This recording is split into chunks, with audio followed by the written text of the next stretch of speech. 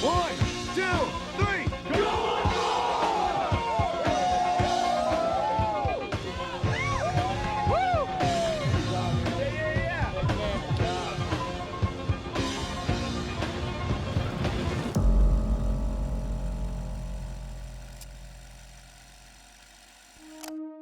All right, welcome back to episode number 2 of the sub 3-hour marathon project. If you haven't seen episode number 1, I highly encourage you to go watch that so you can get a basis of what this whole entire project is about. But for now, it's nice to have you here, and thanks for following along in my journey. Before we jump into this week's training, I do want to let you know that I have a big announcement at the end of the video, so if you want to stick around for that announcement, I'd highly appreciate it. So to start this week off, I had 8 easy miles. Man, it was so nice outside, and I got excited. Gotta be careful.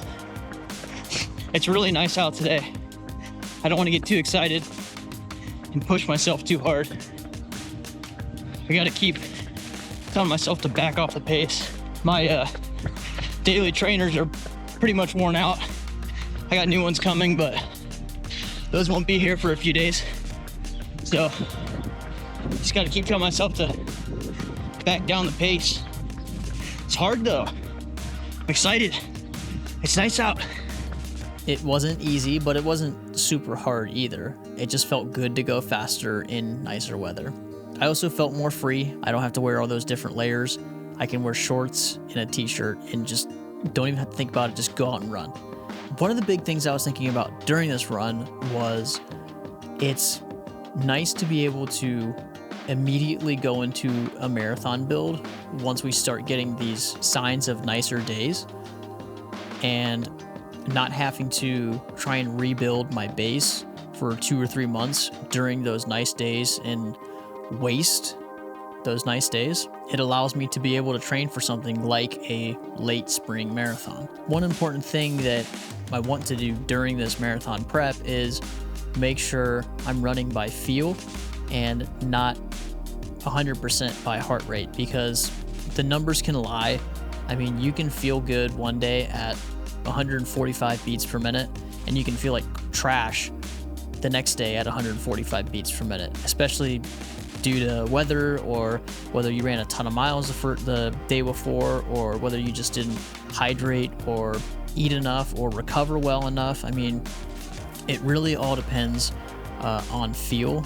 I mean, heart rate is good, but I want to use it as feedback to my training and not be the law for my training, if that makes sense. Jumping into Tuesday, I had 6 miles at easy pace. This felt difficult because I did run harder than easy the day before, so it kind of compounded. And I also ran within the first hour of waking up. My body's so used to running in the afternoon or evening, so it just needs to be shocked and needs to adapt or readapt to running early.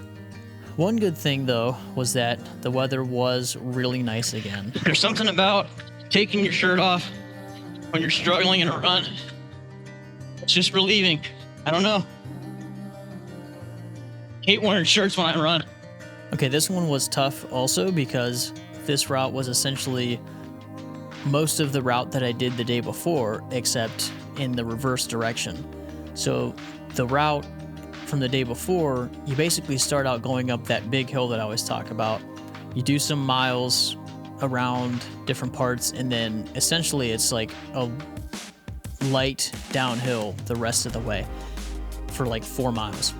If you change it, you go uphill for like 4.5 miles. And then the last like mile and a half is straight or downhill. So that's why that was like, I was struggling during that one. Jumping into Wednesday, I was supposed to do a speed day, but decided to take the day off and focus on work. I missed my chance to run in the afternoon since I had to be ready to leave for church band practice at 6:30, and it was about 5 o'clock by the time that I was thinking about running, so I kind of missed my opportunity. And then another weird thing is I kept on saying I was like a quarter sick. Like, I kept on swallowing. It felt like my throat was gonna be sore. It never got sore. And then I started having to blow my nose a ton, and it was like a weird thing, and it went away a couple days later, but I don't know what that was about, and I think that kind of added to me just not feeling great that day.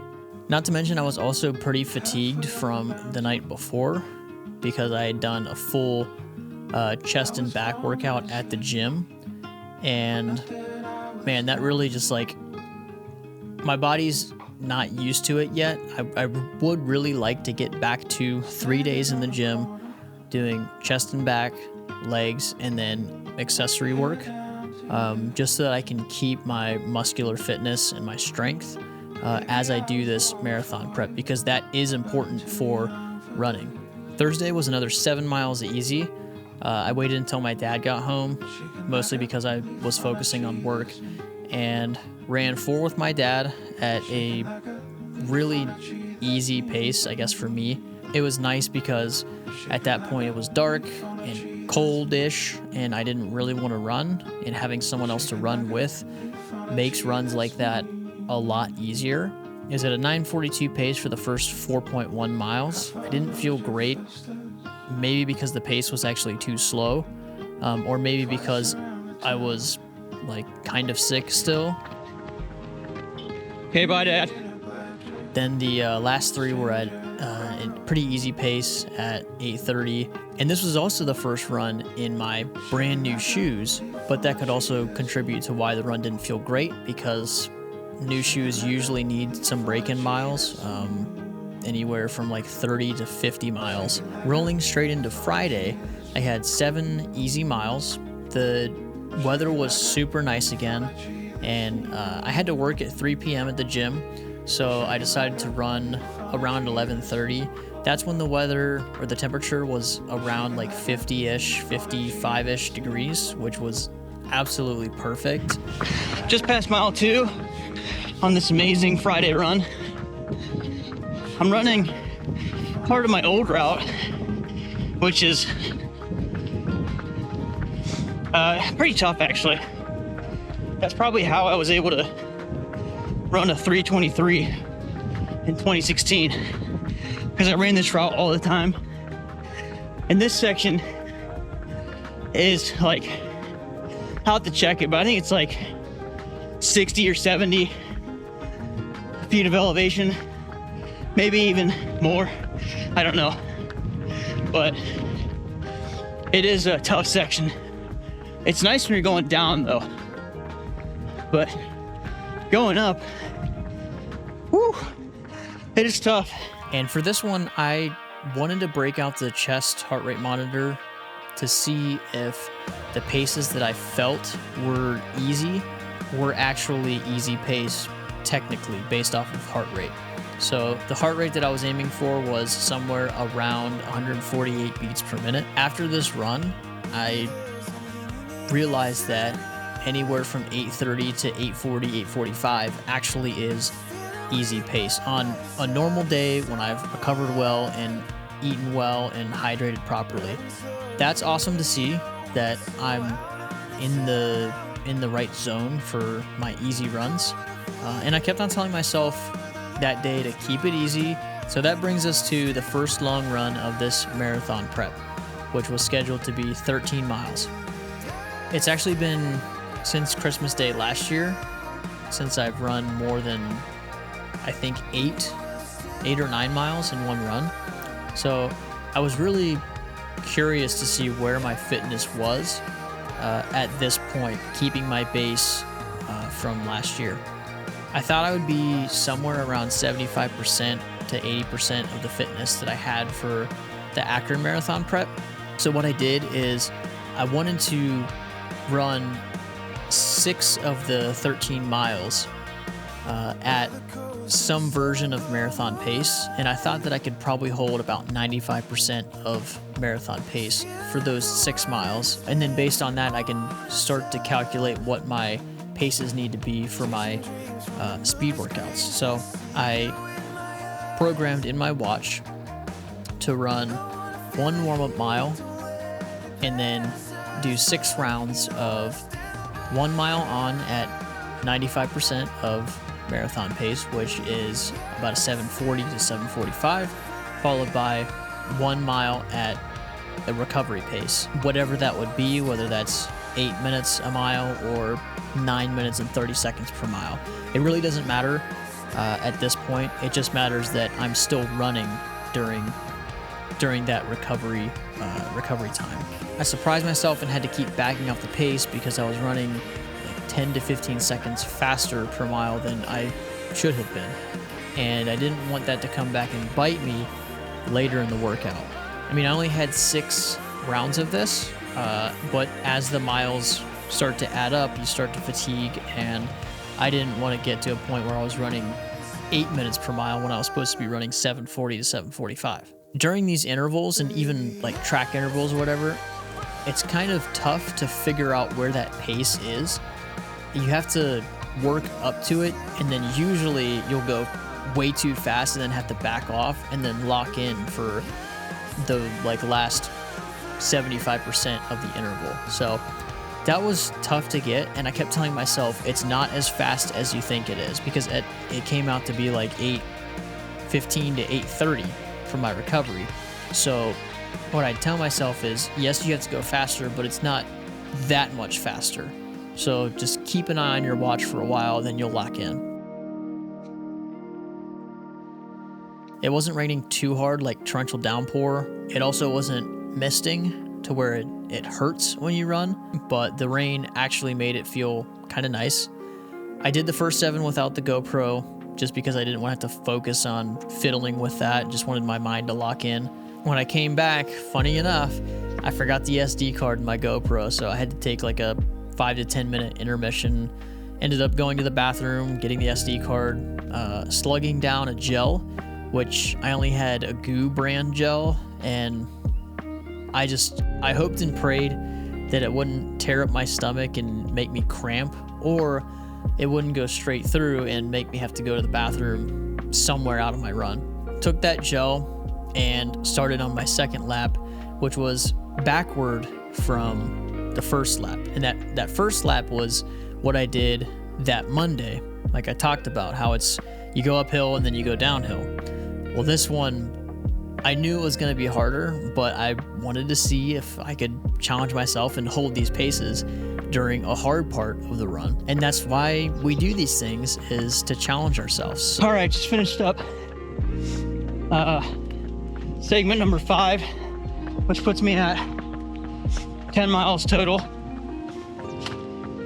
So have a recovery mile, and then the last fast mile, and then 1 more mile to cool down. And that'll be 13 for the day.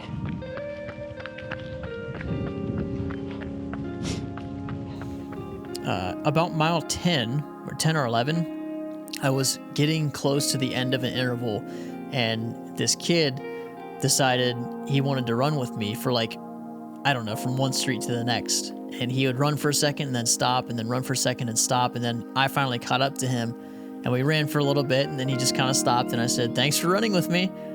And it was just like, I don't know, it was this cool little happy moment that just, it made my run. Overall, felt pretty good about the run, and I guess I'm at the exact fitness I thought I would be based off my base building and keeping it during the wintertime. 13.15. Had to make it a nice round number. And then one big thing that I kept telling myself during this run is that committing to the process means running at the planned paces so that I don't blow up during training, and so I can keep making these incremental fitness gains. Even if the workouts either don't feel as hard as they should some days, or they feel a lot harder than they should. It might not seem like during every run you're making any sort of fitness gains, but after a string of a week, 2 weeks, 3 weeks, a month, 2 months, 3 months, a whole marathon build, those incremental fitness gains, they do add up, and that's how you get to being able to run, in my case, a sub 3:15 or a sub 3 hour marathon. Just because one run doesn't go the way you planned, or you feel like you had a terrible run, you could have actually gained fitness. And it might not be that much fitness, but you could have gained fitness, and you could have also gained mental toughness, which is also a big part of whether you can successfully run a marathon or not. So that brings us into the last run of the week, which was on Sunday, and that was a recovery run. Now, these runs are supposed to be very, very easy. These runs are designed to really just get your body moving so that you don't become stiff and that you get blood flow to your muscles after a long effort. The night before, I didn't fall asleep until I think probably 2 or 3 a.m. But then also the time change happened. So instead of getting only 5 hours of sleep because I had to wake up at 7 for church, I got maybe 4 to 3 hours of sleep. And those 3 hours of sleep, maybe 45 minutes of that was deep sleep. So recovery just wasn't great, I don't think. And then I had to work from 1 to 4 after church. So immediately got home from church and then ate something and had to go into work. Came home from work and didn't end up running until about 7:15 because I had to eat again and take a nap because I was super tired. But it was light out because of the time change. So ended up running around 7:15 and it was light out for like most of the run. And one big thing is that the weather decided to tank again and it got cold. It was like 30 degrees, but with the wind chill, there was like 20-mile-an-hour winds. So it was like 20 degrees or felt like 20 degrees. And for like the first 2 miles, I was running into the wind. And because it was snowing the whole time, I choked a few times on snowflakes. Felt like I could have gone more, but didn't because that's the point.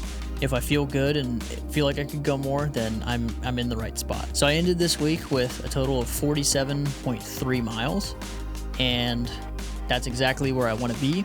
Next week, I want to be stepping it up by about 10%, and I'll go more into that in a video talking about my plan for this marathon. But now it's time for the big announcement, and that is that I have officially chosen a race. I haven't officially signed up for it yet, but I will be running the 2024 Cleveland Marathon on Sunday, May 19th at 7 a.m. So that's going to wrap up this episode of the Sub 3 Hour Marathon Project.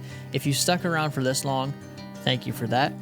If you liked the video, hit the like button. And if you want to continue following along on this journey and haven't subscribed yet, please hit the subscribe button and the bell notification so you don't miss future episodes. And with that, I will see you next week.